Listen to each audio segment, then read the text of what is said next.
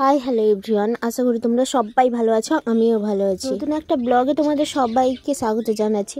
তো এখন সকালবেলা সকাল এই যে দেখো ভাত আর জল গরম বসিয়ে দিয়েছি। ব্লগগুলো শেয়ার করি কিন্তু আর হয়ে ওঠেনি, যেহেতু কাজের মধ্যে ছিলাম।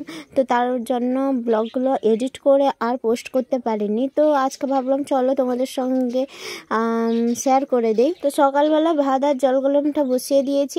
এখন আজকে যাব একটা জায়গায়, তো এই জন্য বাড়িতেই আছি। আজকে আর স্কুল যাওয়া হয়নি, যেহেতু মানে 8টা সাড়ে 8টার দিকে বেরিয়ে যাব, সেই কারণে।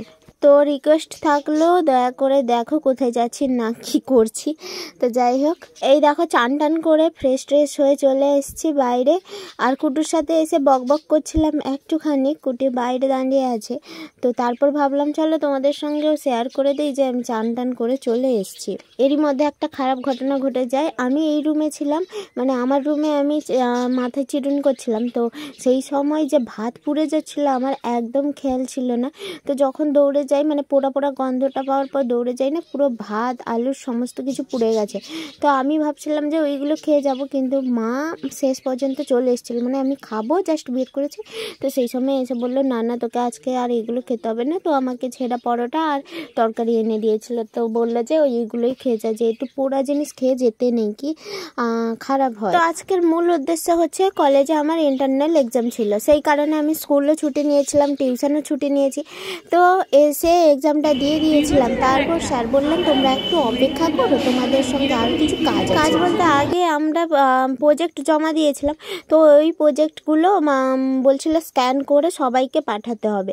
তো সেই কারণে আমরা ওয়েট করছিলাম। তারপর আবার মার্কশিটও নেওয়ার ছিল, কিন্তু স্যার শেষমেশ মানে তোমার 3:30টার দিকে বলে যে না আজকে আর প্রজেক্টে কিছু কাজ হবে না, মার্কশিটও দেওয়া যাবে না, তোমরা বাড়ি চলে যাও। এই জায়গায় পুরো মাথাটা গরম হয়ে যায় যে এতক্ষণ ওয়েট করার পর যদি শেষমেশ না বলে। আর আমাদের যেহেতু ছুটি, আমার স্কুল তো মানে ছুটি দিতে চায় না।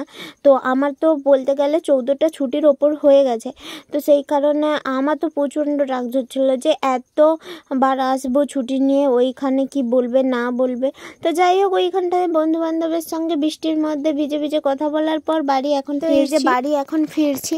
আর এই বাসটা না মানে যাওয়ার সময় আমার মনে হয় যে খুব দেরি হচ্ছে, কিন্তু আসার সময় এতটাও মনে হয় না, যেহেতু আমি 11:05 পৌঁছে গেছিলাম। 11টার সময় পরীক্ষা ছিল। তো সেইখানে আমি বললাম তাড়াতাড়ি বাড়ি ফিরে এসেছি এখন। তো এসে দোকান দিতে দেখি যে টোটো দাঁড়িয়ে আছে কিন্তু কেউ নেই। তো তার জন্য মিষ্টি কিনলাম আর একটা সিঙ্গারা কিনলাম। খিদা তো ভীষণ পেয়েছিল, সেই যে কখন 7 সকালে খেয়ে বেরিয়েছিলাম। তো বাড়ির জন্য নিয়ে এসেছিলাম স্প্রাইট একটা, আর কুটুকে দিচ্ছিলাম। কুটু তো ভীষণ হ্যাপি।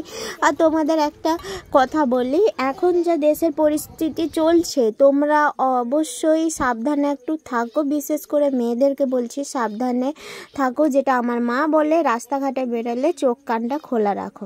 তো বাড়ি এসে এই যে দেখো মাংস রান্না করছিলাম। তো আজকের মতন এই পর্যন্ত, আর দেখা হচ্ছে নতুন একটা ব্লগে। তো আজকের ব্লগটা কেমন লাগছে অবশ্যই কমেন্ট করে জানাও। আর হ্যাঁ এই যে থাকলো, এখন আমি এসছি আমার বাড়ির পাশে একটা দোকানে। তো ওই দোকানে কিছু কাজ ছিল। তো এসে ওইখানটায় খোকনের সাথে বক করছিলাম। তার সঙ্গে আমার যে আমি যেখানটায় যাই, মানে বাড়িতে থাকাকালীন যেখানটায় যাই, ওইখানটায় আমার পেছন যায়। তো একেও নিয়ে আসতে বাধ্য হলাম, কিন্তু আমি একে যেখানে নিয়ে যাই না, আমার পুরো মাথাটা খারাপ করে দেয়। চিৎকার করতে এর পেছনে চলে যায়, এখানটায় সেখানটায় ঢুকে যাবে, আবার লোকের দোকান না। তো যাই হোক, আজকের মতন এই পর্যন্ত। আর বেশিক্ষণ বক করলাম, টাটা।